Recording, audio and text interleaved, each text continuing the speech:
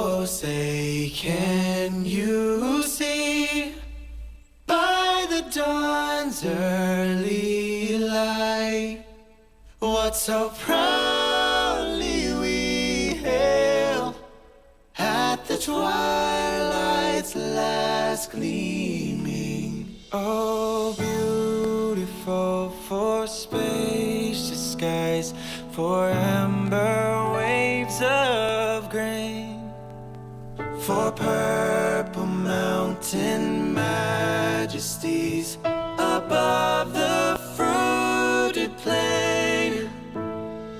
From the lakes of Minnesota to the hills of Tennessee, across the plains of Texas, from sea to shining sea, from Detroit down to Houston and New York to LA. Well, there's pride in every American heart, and it's time we stand and say,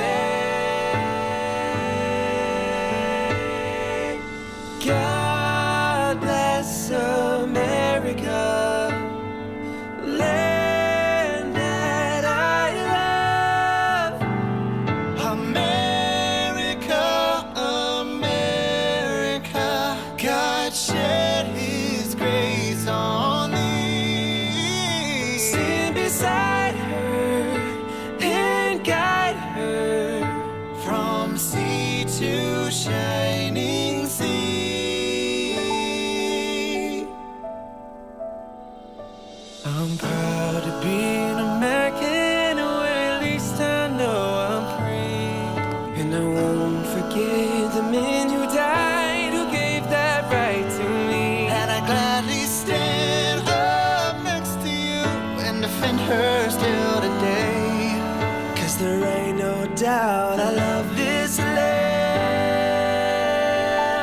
And the rockets crackling, the bombs bursting in air, gave proof through the night that our flag was still there. Oh, say does that star-spangled banner yet wave o'er the land of the free and the home of the brave.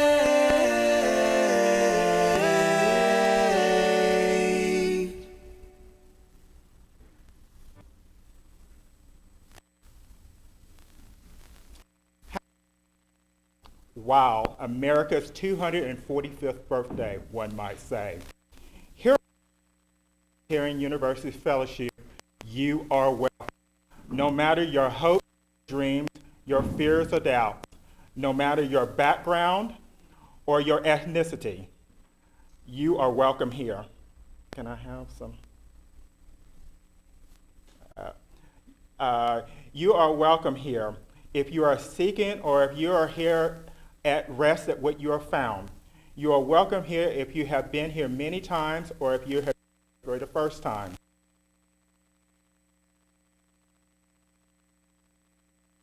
Today's service entitled was the Declaration of Independence based on a lie will be presented by Donna.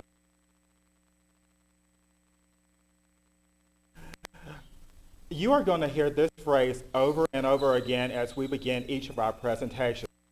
We hold these truths to be self-evident, that all men are created equal, that they are endowed by their Creator with certain unalienable rights. Among these are life, liberty, and the pursuit of happiness. We are not here to disrespect or offend anyone with our talk, merely just to look at the founding of the United States of America through a different lens, a difficult lens. That is what we as UUs do. Ask the hard questions and form our own opinions. Remember that we are all from different places and have different backgrounds, and that we're always not going to agree, and that's okay. Our announcements were on a slideshow before the service. If you did not see them, no worries, they will be sent out in the next day or so. A few notes. LCUUF has formally opened the building to all participants. We will continue to offer services on Zoom even as people are in the building. We are still somewhat limited on seating with 75% of capacity as required by the state government. We ask people here in the building to continue to wear masks to better protect those who are immune compromised. And with all of that said, I'd like to say welcome and live from Fellowship Hall. This is our LCUUF Sunday service. Our opening words are from President Theodore Roosevelt referring to the United States of America. This country will not be a good place for any of us to live unless it's a place for all of us to live.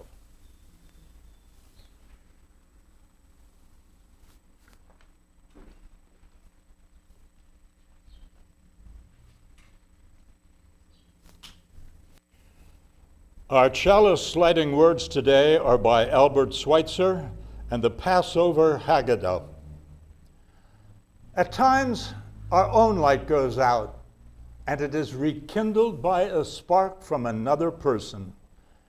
Each of us has cause to think with deep gratitude of those who have lighted the flame within us. May the light we now kindle inspire us to use our powers to heal and not harm, to help and not hinder, to bless and not to curse, to serve you, Spirit of freedom. Please light your chalice.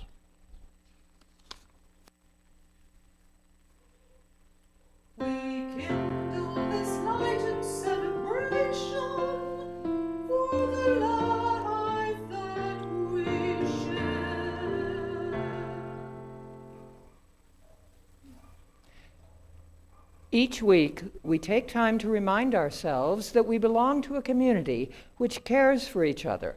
We do this by sharing any significant joys or sorrows in our lives.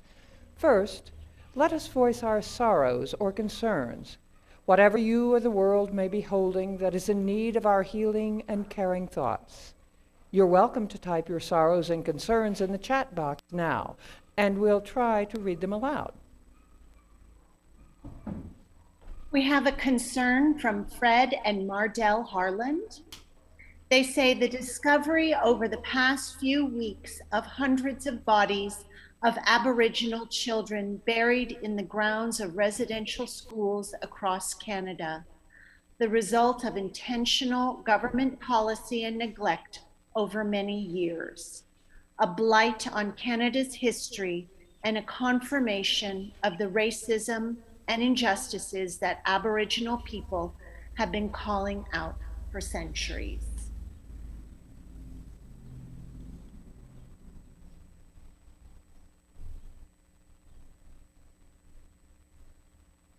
Is that it? That's all I got. I got nothing in chat. Now, let us recall the joys. Whatever you may be celebrating, whatever evokes a feeling of joy or peace for yourself or others, you're welcome to type joys in the chat box now, and we'll try to read them aloud.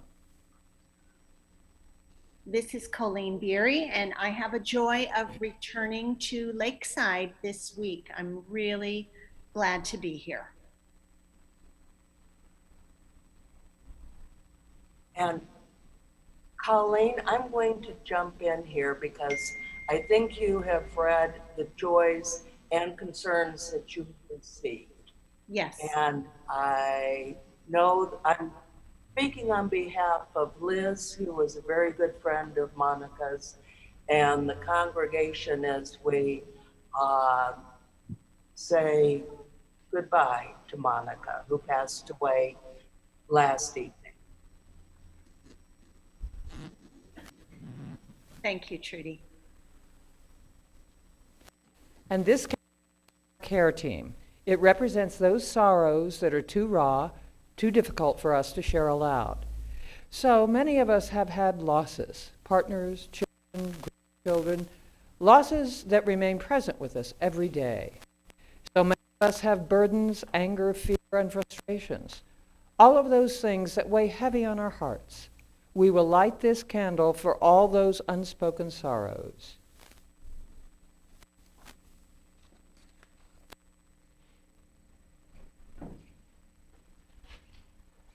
All men are created equal, and they are endowed with the rights to life, liberty, and the pursuit of happiness. Not so fast, Mr. Jefferson. These words from the Declaration of Independence and the facts behind them are well known. In June of 1776, a little more than a year after the war against England began with the shots fired at Lexington and Concord, the Continental Congress was meeting in Philadelphia to discuss American independence. After long debates, a resolution of independence was approved on July 2nd, 1776. America was free, and men like John Adams thought we would celebrate that date forever. But it was 2 days later that the gentlemen in Congress voted to adopt the Declaration of Independence, largely written by Thomas Jefferson, offering all the reasons why the country should be free. More than 235 years later, we celebrate that day as America's birthday. But there are some pieces of the story you may not know. First of all, Thomas Jefferson gets the credit for writing the Declaration, but 5 men had been given the job to come up with a document explaining why America should be independent. Robert Livingston, Roger Sherman, Benjamin Franklin, and John Adams were all named first. And it was Adams who suggested that the young and little-known Thomas Jefferson join them, because they needed a man from the influential Virginia delegation, and Adams thought Jefferson was a much better writer than he was.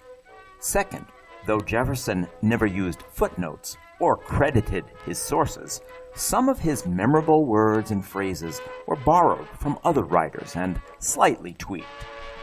Then Franklin and Adams offered a few suggestions, but the most important change came after the Declaration was turned over to the full Congress. For 2 days, a very unhappy Thomas Jefferson sat and fumed while his words were picked over. In the end, the Congress made a few minor word changes and one big deletion. In the long list of charges that Jefferson made against the King of England, the author of the Declaration had included the idea that George III was responsible for the slave trade and was preventing America from ending slavery. That was not only untrue, but Congress wanted no mention of slavery in the nation's founding document. The reference was cut out before the Declaration was approved and sent to the printer. But it leaves open the hard question: how could the men who were about to sign a document celebrating liberty and equality accept a system in which some people owned others? It is a question that would eventually bring the nation to civil war, and one we can still ask today.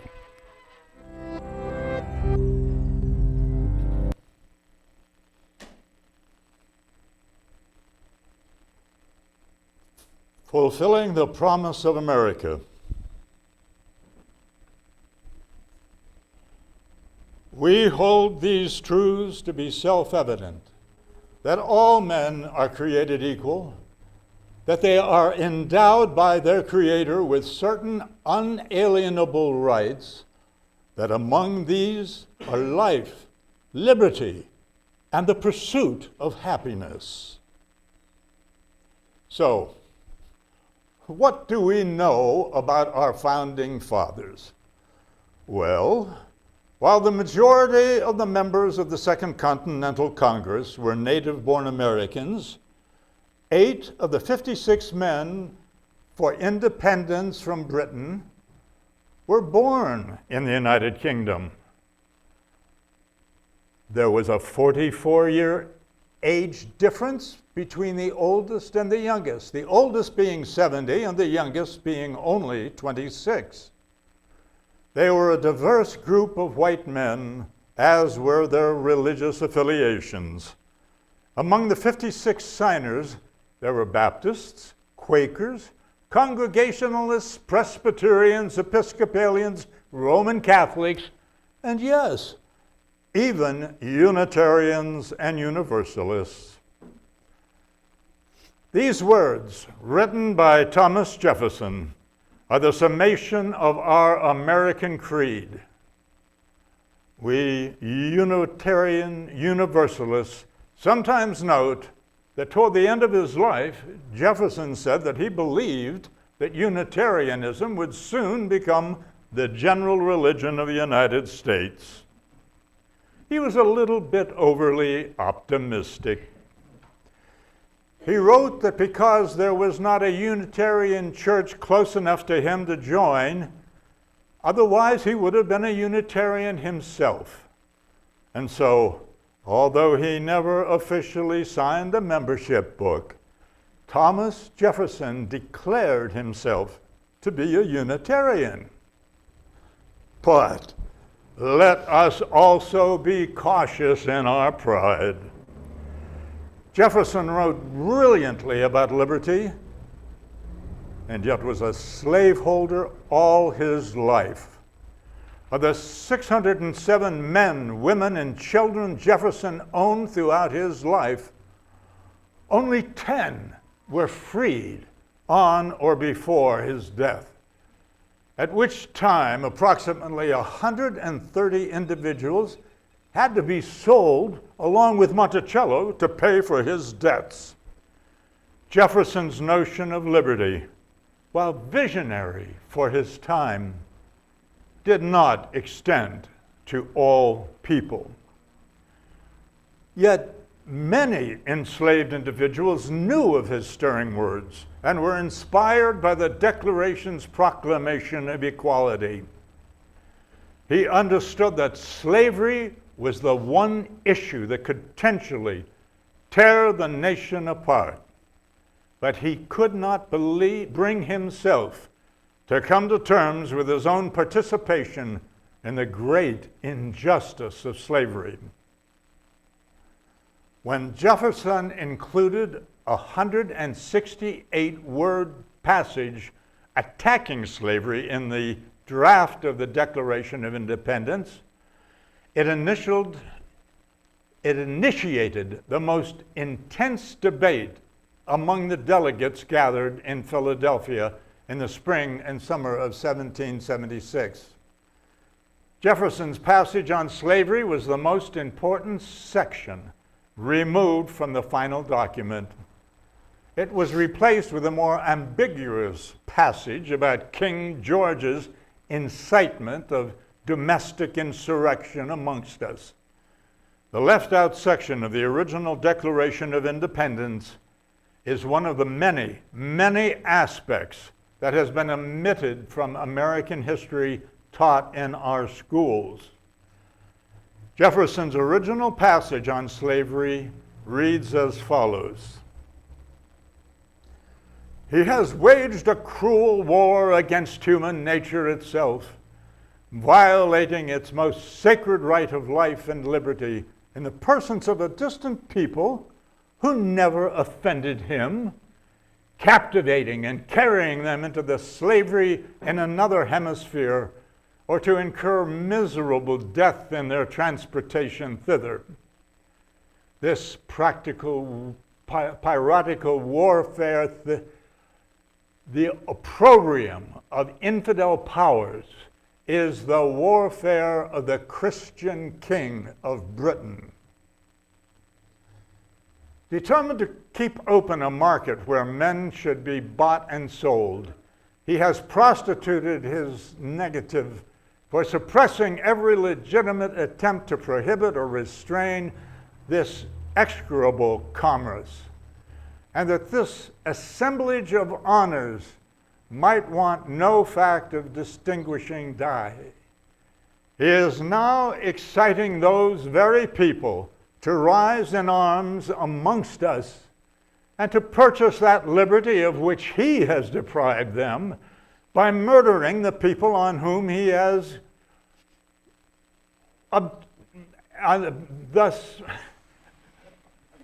by murdering the people on whom he has obtained them, thus paying off former crimes committed against the liberties of one people with crimes which he urges them to commit against the lives of another.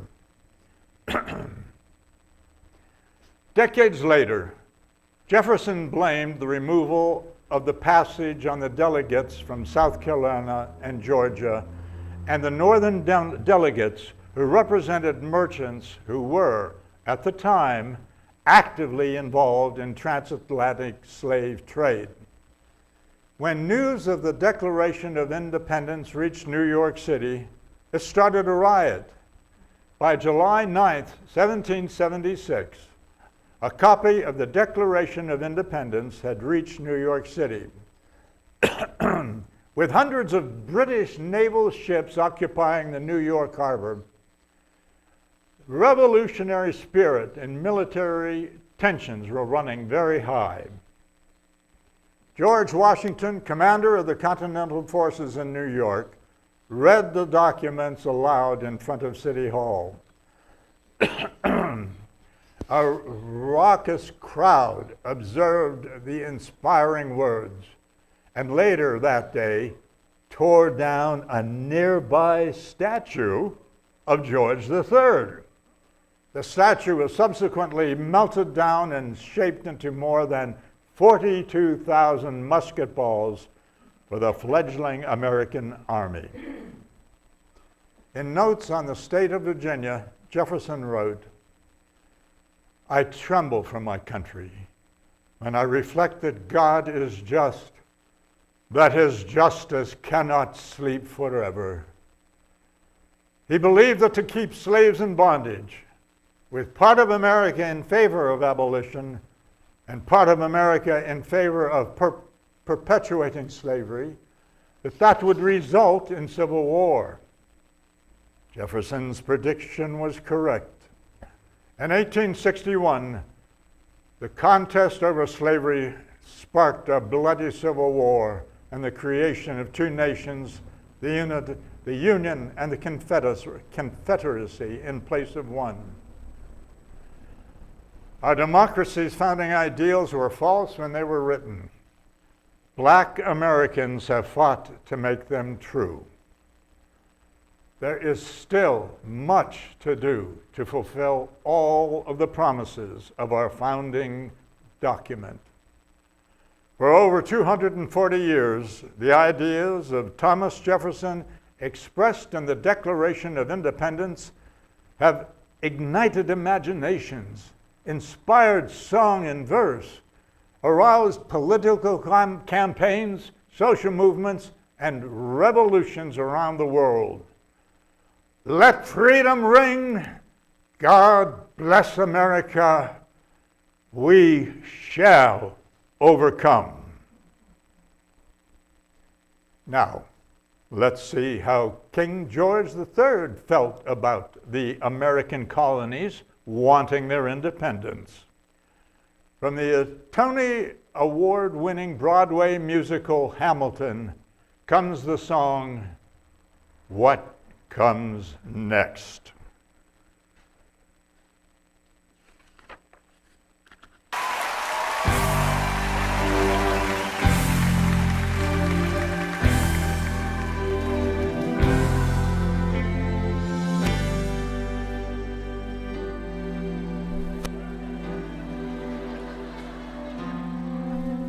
They say the price of my war's not a price that they're willing to pay. Insane! You cheat with the French, now I'm fighting with France and with Spain. I'm so blue. I thought that we made an arrangement when you went away. You were mine to subdue. Well, even despite our estrangement, I've got a small query for you. What comes next? You've been freed. Do you know how hard it is to lead? You're on your own. Awesome. Wow. Do you have a clue what happens now? Oceans rise, empires fall. It's much harder when it's all your call. All alone across the sea. When your people say they hate you, don't come crawling back to me. Da da da da da da da da da da da da da da da da. You're on your own.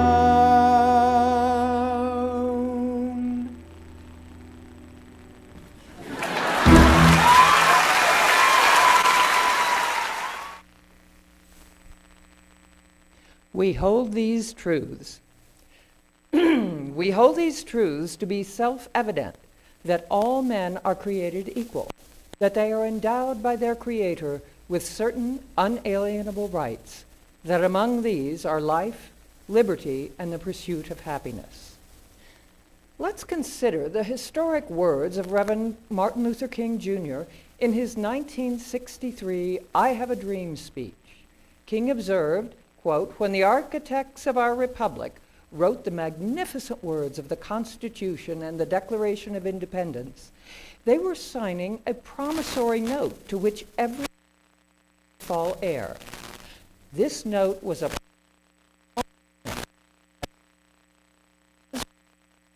would be guaranteed the unalienable rights of life, liberty, and the pursuit of happiness." Reverend King knew something that recent generations of students rarely are taught anymore. First, we do not celebrate the 4th of July because it was the day we declared independence from Great Britain.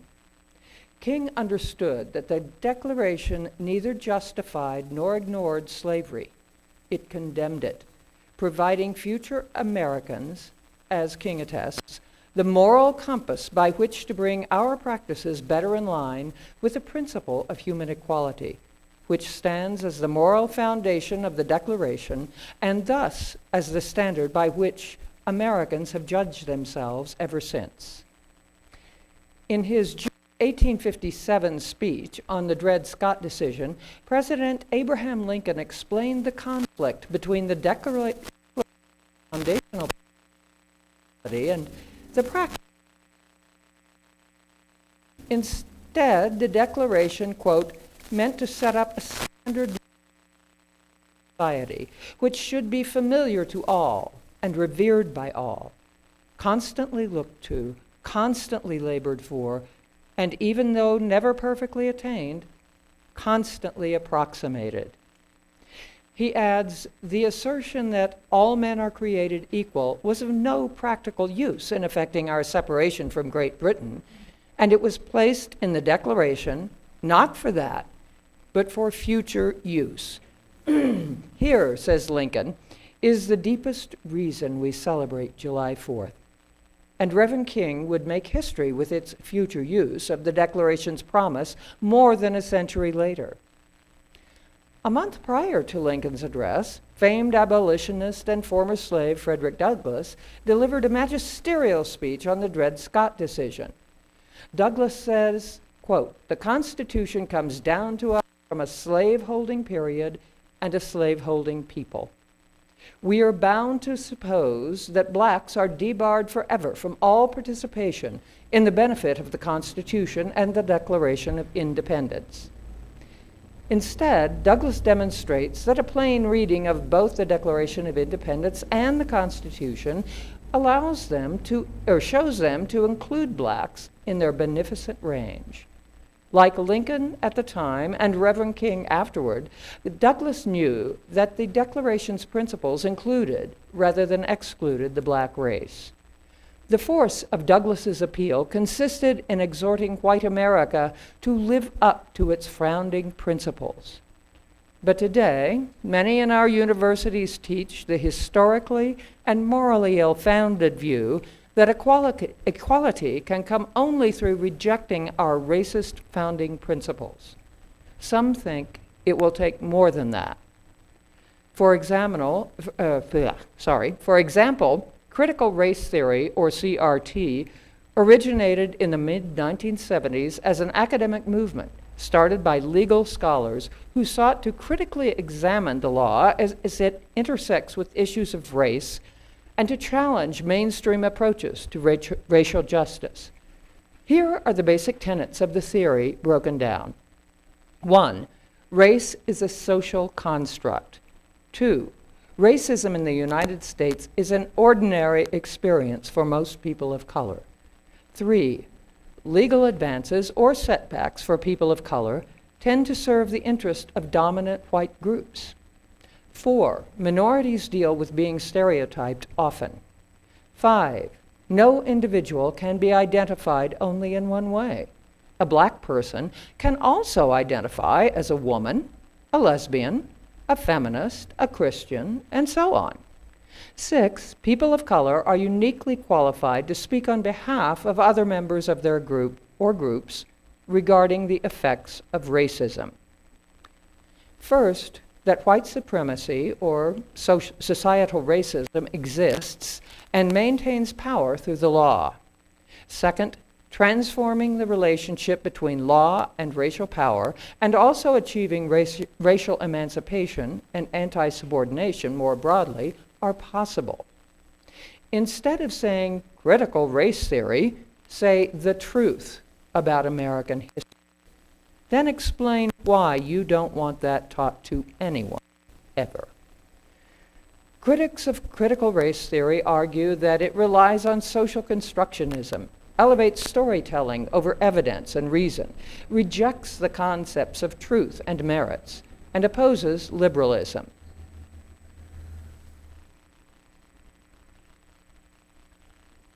Three words, critical race theory, have dominated much of the national discussion on race lately. Much of the debate comes down to questions about what is and isn't critical race theory, and when and how students should begin to learn about racism in America. Often people think about racism as individual acts of bias or bigotry, but really CRT helps us understand the ways that racism is a system. Born out of the civil rights movement, critical race theory started as a way of examining laws through the lens of race and how laws can keep the powerful in power. It's since spread to other disciplines, exploring how racism has impacted life throughout history and still does today. Doctors Earl Turner and Gioni Lewis are part of a team of interdisciplinary scholars, contributing to a new book examining the ways CRT impacts their profession. Both are psychology professors and say it's important for teachers to understand CRT as they foster the next generation of doctors, bankers, the people who will one day decide whether a certain business will be approved for a loan or who gets what kind of medical attention. It's really important for many of us who are training mental health care professionals or folks in the healthcare professions more broadly to have that critical understanding of racism so that they don't perpetuate racism in the care and treatment they provide to patients. Much of the nation's debate isn't at the collegiate level, but centered on whether CRT or anything close to it should be taught to younger students. Critical race theory is not appropriate for our kids to learn. Through heaping all of this garbage on top of them, what effect is that going to have in the long run? Governors or lawmakers in at least 7 states have pushed measures aimed at keeping concepts like systemic racism and white privilege out of the classroom. Teaching kids to hate their country and to hate each other is not worth 1 red cent. We can't always have conversations around race that are pleasant. And so I think that's the piece that people don't want to experience. Lewis says there's a difference between teaching actual CRT to students, which in most cases isn't happening, and banning discussions on racism. And from a psychological standpoint, it's important for them to learn that racism exists because we see there's studies and reports about children as young as 5 years old who are experiencing racism in the schools. As Newsy has previously reported, there are gaps in curriculum when it comes to issues of race. Critical race theory is important because it now sort of highlights that these things have occurred within American society, and that acknowledgement is important for us to be able to heal. Opponents say that concepts like systemic racism put students in the mindset of either victim or oppressor. Others say that limiting what teachers can teach is anti-American in and of itself. It's a debate that isn't going away anytime soon. Amber Strong, Newsy, Washington.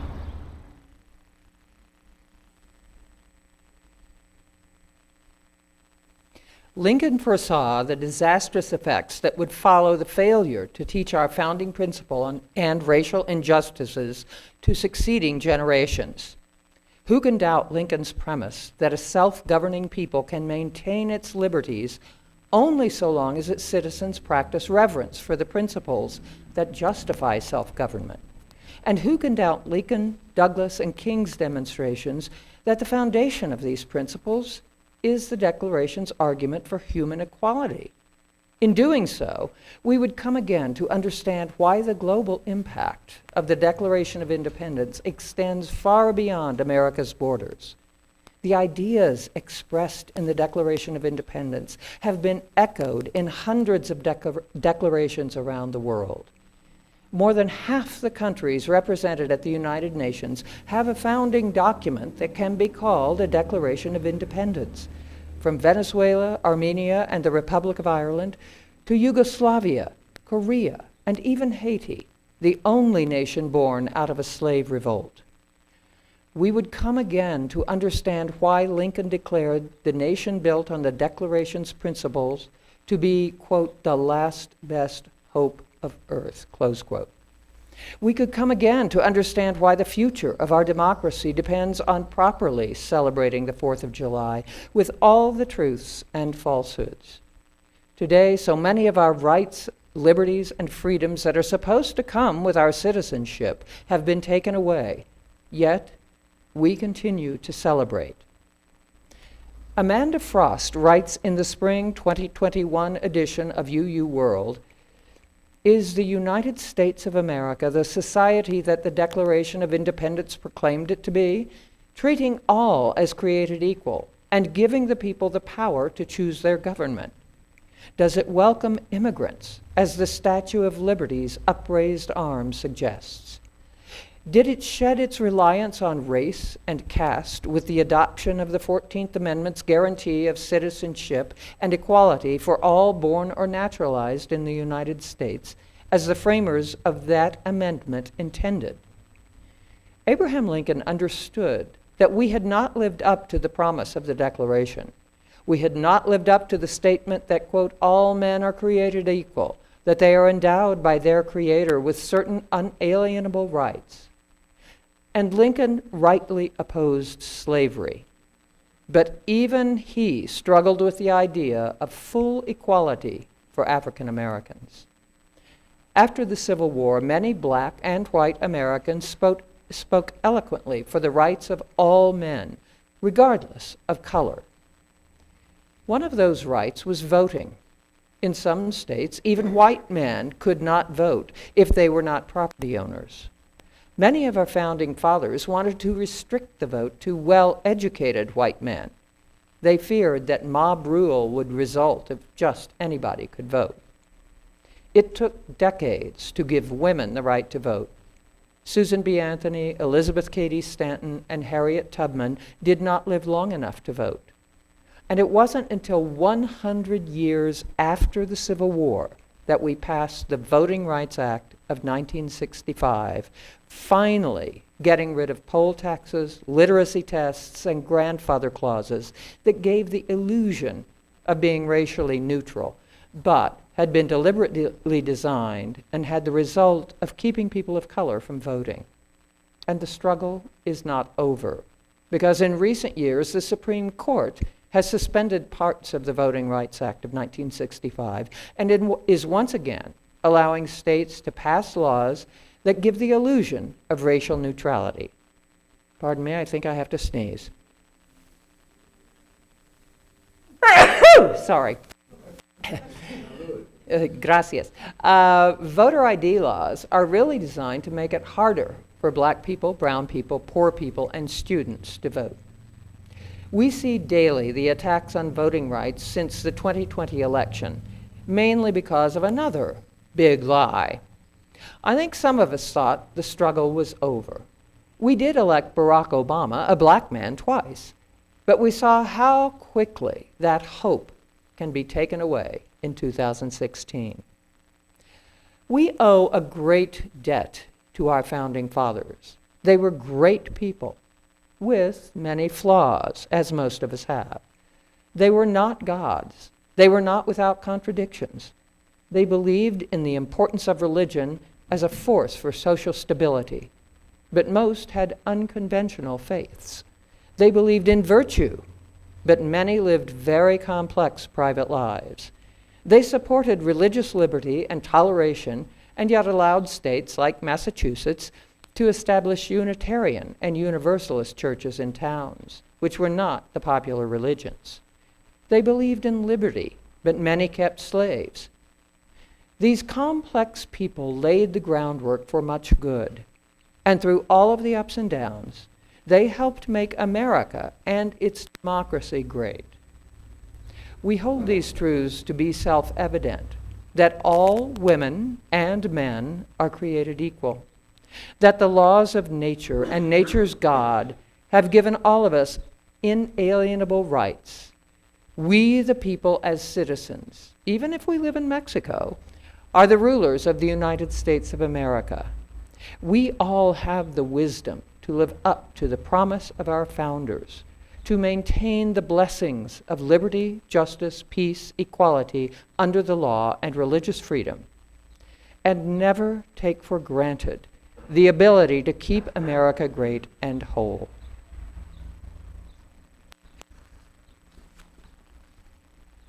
Last year, the New York Times published the 1619 Project, an immensely ambitious, influential, and controversial reframing of American history. The project's creator, Nicole Hannah-Jones, who won a Pulitzer Prize for her work, argued that the U.S. Constitution was a decidedly undemocratic document and that anti-black racism runs in the very DNA of this country. Our country says that we were founded to be a democracy, but we were actually founded as a slaveocracy. This interpretation of the American founding has been the subject of a heated debate. The 1619 Project has also been adapted into a high school curriculum that attempts to reframe U.S. history by marking the year when the first enslaved Africans arrived on Virginia soil as our nation's foundational date. After the 1619 Project was attacked by 5 eminent historians, the project's editor responded by reiterating Hannah-Jones's view that advances for minority groups have almost always come as a result of political and social struggles in which African Americans have generally taken the lead, not as a working out of the eminent logic of the Constitution. But this view of the Constitution and the Declaration of Independence is at odds with that of Frederick Douglass, the escaped slave, abolitionist, author, and towering figure in American history. In his new book, A Glorious Liberty, Frederick Douglass and the Fight for an Anti-Slavery Constitution, Reason senior editor Damon Root looks at the arguments that took place in the middle of the 19th century over racism and America's founding, which are being replayed today. If you look at what Frederick Douglass and William Lloyd Garrison were fighting over in the 1840s and 1850s, you see what people are fighting about right now, which was the founding, just a pro-slavery compact, and Douglass completely rejects that. As a former slave, Douglass had no illusions about racism, but his view of the Constitution, which he called a glorious liberty document, would put him at odds with many of its contemporary critics. Douglass's challenge really is that the Constitution and the Declaration of Independence lay out these powerful principles, but why don't we live up to them? Clearly, the nation is not living up to those principles. Habeas corpus, due process of law, the right to keep and bear arms, any of those things, if sort of fully enforced, that's, slavery can't stand. And he would point that out again and again and again. Root argues that Douglass was a classical liberal who believed in the primacy of individual rights and economic freedom. One of his intellectual adversaries was the slavery apologist George Fitzhugh, whose 1854 book, Sociology for the South, or The Failure of Free Society, defended slavery by repudiating the principles of liberalism. He has this attack on John Locke, attack on Adam Smith, attack on all these liberal principles, and you see Frederick Douglass picking up the banner of those principles and making it a bedrock of his all-out war on slavery. He talked about the powerful experience of earning his first free dollar on the docks in New Bedford, Massachusetts when he escapes, and what that meant to him, that he was now his own master, a tremendous fact, he writes in one of his autobiographies. It all comes back to this idea of self-ownership. Locke's theory of self-ownership, property rights, begins with ownership in yourself, and everything flows out from that. Unlike many of his contemporaries, Douglass extended his beliefs in unalienable individual rights to women as well. In 1848, he attended the Seneca Falls Convention that launched the women's suffrage movement. There are 100 people at the Seneca Falls Convention. He's one of 32 men. He's the only black person there. He takes the radical position alongside Elizabeth Cady Stanton that women should have not just a whole host of other legal privileges that they're denied at the time, but women should have the right to vote. Stanton said that was almost too radical for the convention. There were people who were against it. They thought, oh, we can't go that far. And Douglass is right there shoulder to shoulder with her on that issue. Douglass would have a bitter falling out with Elizabeth Cady Stanton and other suffragettes after the Civil War, when only former male slaves got the right to vote. But he would reconcile with them later in his life. The last thing that Douglass does the day he dies is he attends a women's rights meeting. That's his last public act, and he goes home and dies of either a heart attack or a stroke. He falls dead in his home. So he goes out doing what he always did, fighting for liberty and equality. In a country that seems more divided along racial and ethnic lines than it has been in decades, Root says that Frederick Douglass's belief and principles undergirding the American founding have a lot to teach us about how to build a society based on mutual respect, empathy, and individualism. Douglass, he says, stressed that rights for one are rights for all. Ending slavery was also something that benefited the country as a whole, because slavery is a pernicious institution. It's economically crippling, all these sorts of things. Free labor system benefits whites and blacks. To the extent that a civil rights cause looks like it just benefits one group, in fact, its benefits are far and wide to all involved. That's certainly a lesson we can continue to take today. the nation's founding doesn't need to be dialed back to 1619 to acknowledge the horrific legacy of slavery and honor the major role played by African Americans in the nation's history. We would do well not only to remember the examples set by Frederick Douglass in his life, but also to embrace his understanding of the Constitution as a glorious liberty document whose ideals of freedom and equality we must never stop fighting to realize.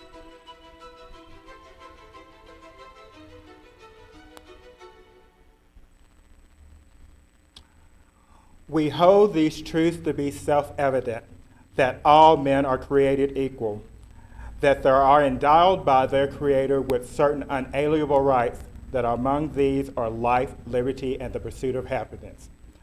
I have been muddling over what freedom and equality truly are. What do they look like? And why do so many people still celebrate such a fraudulent day like July 4th? 1776, and all men are created equal. Is this the official start of the big lie? Or was it the landing of the first slave ships on the Virginia colony in 1619, the actual start of the big falsehoods of equality that America would be founded upon?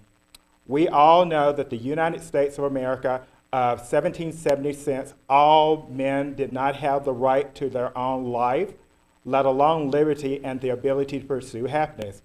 In addition to African Americans being enslaved, many, as in the case of Native Americans, had their land stolen from them. Women had no right. For that matter, poor white men did not have the same rights as rich white men, no matter how much the writers of history try to make us think they did. The original sin of slavery violated the core American revolutionary idea of liberty, equality, and freedom. One man's liberty meant another man's misery, I guess. How could it be that in one breath our nation's founding fathers believed that all men were created equal with the right to pursue liberty and still believe it was okay to hold, sell, rape, breed, and work enslaved men and women of African descent against their wills in the next breath? The contradiction of liberty and slavery go hand in hand with this experience we call America.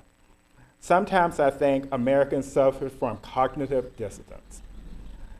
Celebrating America's birthday and the illusion of freedom and equality that the founding fathers had for America is nostalgic for many people. It's a tradition that has been passed down from generation to generation. Growing up in Western Tennessee, my mother and family celebrated it because everybody else did. It was another occasion for my family to get together and share food. I guess celebrating the 4th of July symbolizes family for most. more than anything else. Certainly, that is what it did for my family, not gaining independence from Great Britain. Frankly, my family could care less about that. We liked eating, barbecuing on the grill, consuming large quantities of alcohol, the family gathering, and some of us even enjoyed a day off with pay from work. And let's not talk about the manufactured methods of how we're supposed to celebrate the 4th of July. Tradition has us go out and buy lots of food, red, white, and blue decorations, fireworks, alcoholic beverages. Celebrating must be done in a certain way or you're disrespecting America. But how can I disrespect a nation that has not seen me as fully equal since the day I was born, leaving me with no instructional manual how to break the curse? Hatred of the other is deeply embedded in the U.S. history from its roots, and the flowery language of the Declaration of Independence cannot hide that. When I was in the educational system growing up, American history was taught to us about the fantasy of America, not about the ugly truth, certainly not about all people's stories. For example, I did not learn about the importance of the year 1619 until 2019, when the 1619 Project was published in the New York Times Magazine. Nicole Hannah Jones, a journalist for the New York Times Magazine, aimed for the 1619 Project was to reframe America's history by placing the consequences of slavery and the contributions of Black Americans that would center the United States national narrative. The project dedicated the entire issue to the magazine to re-examine the legacy of slavery in the United States on the 400th anniversary of the 1619 arrival of the first slaves to the Virginia colony, challenging the notion that history of the United States began in 1776 or with the arrival of the Pilgrims. The 1619 Project argued that the landing of the Black slaves marked the country's very origins, and since its inaugural barbaric system of shackled slavery that would last for 250 years. Hannah Jones claims that from slavery to the anti-Black racism, it required group nearly everything that is truly made America exceptional. Its economic might, its industrial power, its electoral system, its diet and popular music, its inadequacies of the public health and education, the astonishing potential for violence, its income equality, the example that sets for the world and land of freedom and equality, its slang, its legal system, and its academic racial fears and hatred that continue to plague it to this day. The 1619 Project's narrative has continued to receive much pushback from conservatives who do not want all of Americans' history to be told. How can a country truly deal with its present if it can't admit its past problems, no matter how ugly they may be?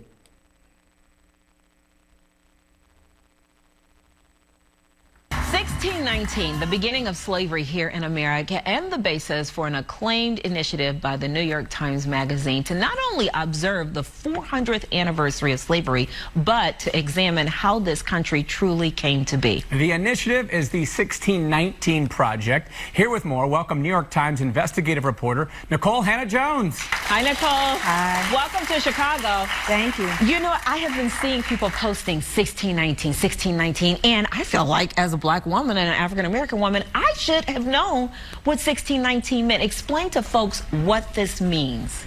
Sure. So 1619, in August of 1619 is when the first group of 20 to 30 Africans were sold into the Virginia colony. And what the project is basically arguing is that that is actually as foundational to the American story as the year 1776, because nothing would be left untouched by that decision to engage in the institution of slavery. Yeah, you're an investigative reporter. When you researched this, was there anything that shocked you or surprised you? I've been studying race and inequality for a very long time, so I can't say anything surprised me. I think, though, what's probably the most surprising is how poorly we're taught about slavery and its legacy, that this is something that as a country we're very ashamed of. And so our children don't learn this history very well, and no matter what your race is, you don't really learn the history well. And so this was an effort to kind of try to correct the record. Right, and how do we do that? What's been the reception to your initiative, 1619? The reception has been overwhelming. We sold out of all of the copies of the project. We have 30,000 people on the waiting list. It's been mentioned by the minority leader to Congress. It was mentioned in presidential debate. People have really, really wanted to engage with the material. I think for most Americans, it's just been very surprising all that they didn't know about slavery and its effect on America and all they thought they knew. Yeah, at the top of your Twitter page, you have 1776, July 4th crossed out. Yes. And replaced with the date August 20th, 1619. Yes. Why August 20th? So August 20th, we don't know exactly what the day was when the first Africans were sold into Virginia, but August 20th is the day we commemorate that. We know what happened in August. And so I'm arguing, as I said, that our true founding was actually not 1776. Our true founding was when we decided to engage in slavery, because we know as Thomas Jefferson was writing the Declaration that we would issue to the world on July 4th, he owned 130 people. And Black Americans, enslaved people, were not included in those founding documents, or were not intended to enjoy the freedoms of the Constitution. And we would argue that if you look across American life right now, almost nothing has been left untouched by that legacy. Right. What would you say slavery's impact on modern day Black America is? Well, first, let me just reframe that. The impact is not just on Black America. The impact is on the entire country. So if you read the project's conceit is you can look across all these aspects of American life, from why we have so much bad traffic in a place like Chicago. That is because of segregation. You can look at why we consume so much sugar, why we're the only industrialized nation without universal health care, why our system of incarceration is the largest in the world. And all of these are legacies of slavery. We just don't realize it. What would you like to see happen with this project? Would you like to see this get implemented into schools? So actually, it's a great question. The CEO of the Chicago Public Schools actually has implemented this into the curriculum. So every high school student in Chicago who goes to a Chicago public school is learning the 1619 project curriculum. And across the country so far, 2,000 school districts have uploaded our curriculum and are teaching it. And students in every state in the union are learning the 1619 project right now. Wow, that's got to feel pretty rewarding. Yeah, that's really impressive. But then you have those naysayers who think this is unpatriotic, who are dismissive of the 1619 initiative. What do you say to them? Well, anyone who actually engages with the project and reads it cannot argue that it's unpatriotic. I write the opening essay for the project, and it's the most patriotic thing I've ever written, because what I argue is that Black Americans, even though we were excluded from the Constitution, we were enslaved under our founding documents, actually believed in the ideas of the Declaration and the Constitution, and have fought for 250 years to make them true for all Americans. That's extremely patriotic. We actually believed in the ideals even when the founders did not. Right. Nicole, thank you so much, and great work. Thank you so much. Thanks for being here. America's Black population know that freedom did not ring in 1776. It would take 87 years, a bloody civil war for most Afro-Americans to gain their unalienable rights, and another 100 years of courageous protest before the rights would be fully exercised. These rights of equality are still fighting for them today. We, as Americans of color, are told that we should be happy, grateful, patriotic, and appreciative to the founding fathers, even though they helped enslave people, stole land, and indirectly caused the power of white supremacy to be embedded in the foundation of what America is built upon. Many people of color have been struck from their history and are forced to celebrate independence for some. I'll wait just a minute.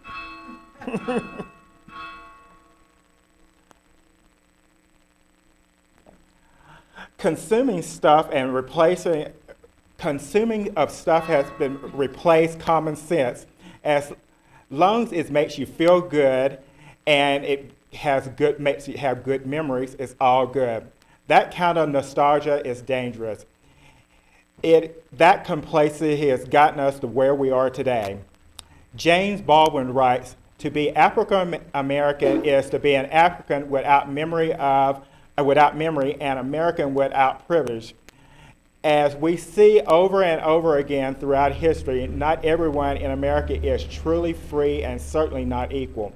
For example, as a black person in America, I do not have the freedom or liberty to go in certain stores and shop without being suspected of stealing.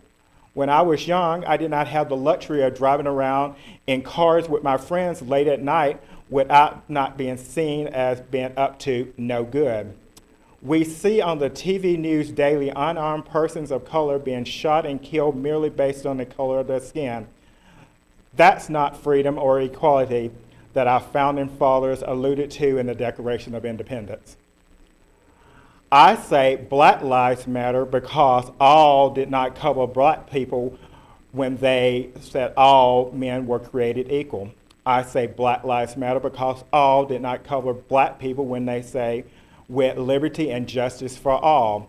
I say Black Lives Matter because they are still struggling with the definition of who is all. So, was the Declaration of Independence based on a lie?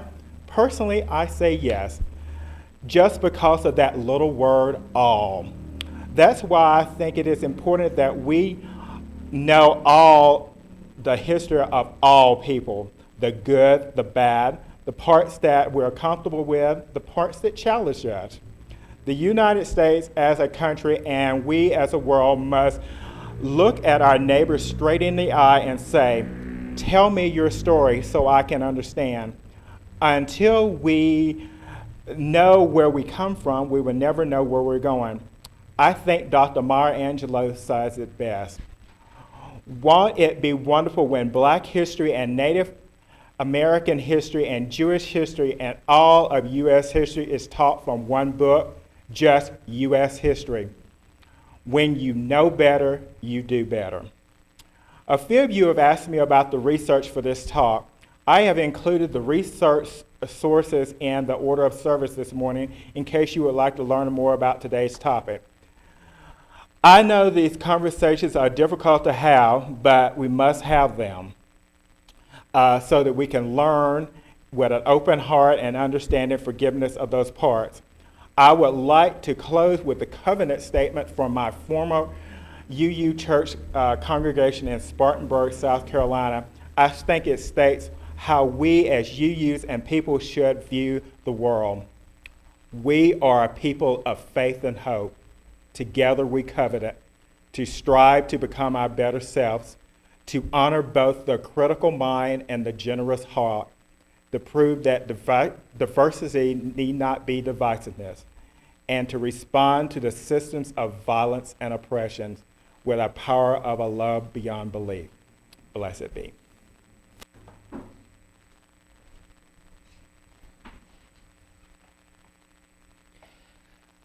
This is the time in our service when we ask that you remember that we share our gifts through pledging and donations. We are not meeting in person now, well, few, but our commitment to each other and our contributions to the community continue.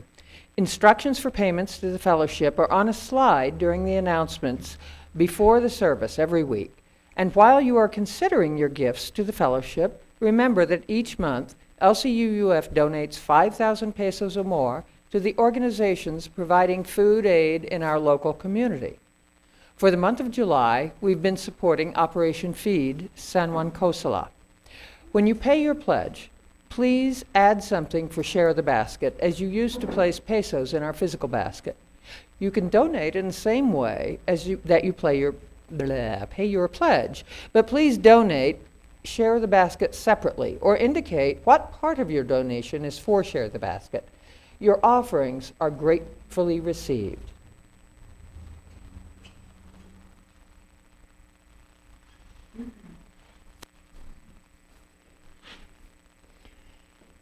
Let us extinguish our chalices with these words, which we read together. We extinguish this flame, but not the light of truth, the warmth of community, or the fire of commitment. These we keep in our hearts and share with all the world.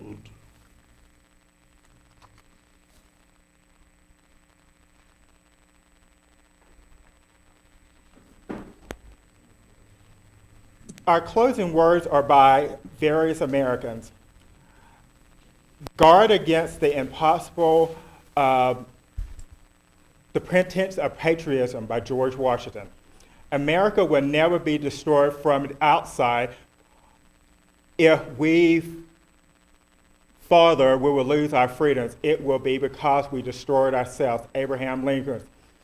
Ask not what your country can do for you, but what you can do for your country.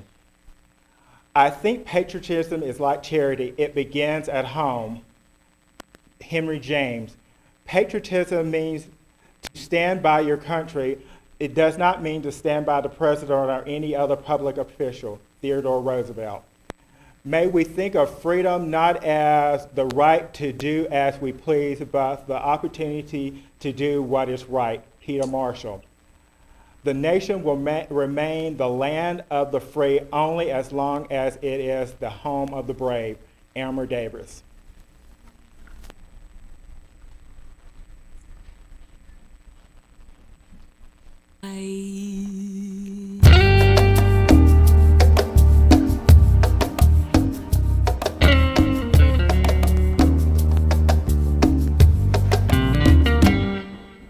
When did you come to America the free?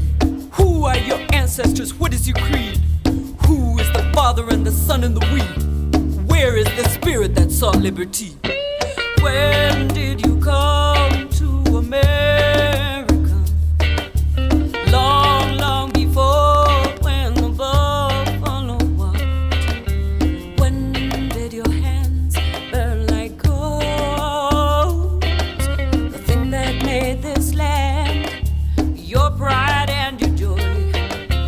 When did you come to America? I came to help you grow, to harvest your crops. I came to build your roads, your cities and your thoughts. Say you don't need me, but you know what you've got. This land is your land and my land and your land. From California to the New York Islands. This land is my land and your land and my land. From California to the New York Islands. This land is my land and your land and my land. From California to the New York Islands. This land is my land and your land and my land and your land too.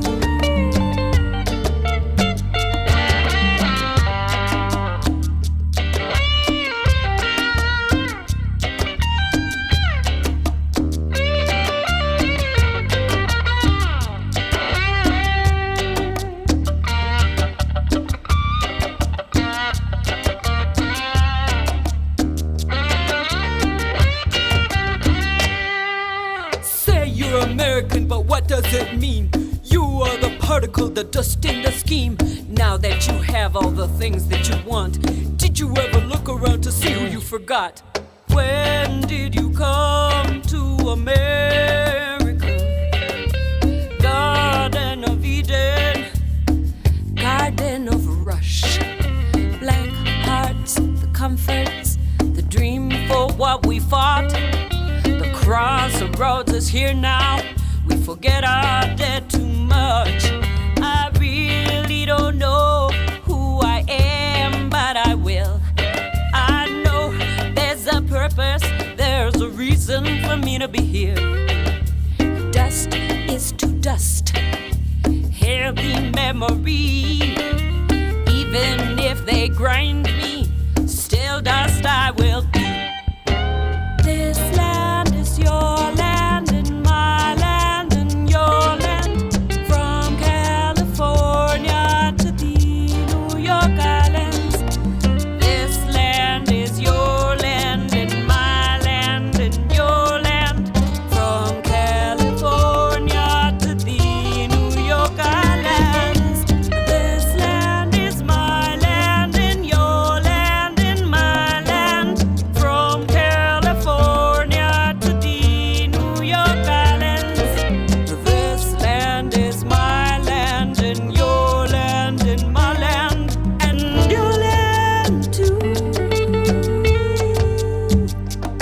And it's always we've rambled this river and I, all along your green valleys, I will work till I die. And this land I'll defend with my life, it need be, for my pastures of plenty must always be free. Wow. Got goosebumps. Wow.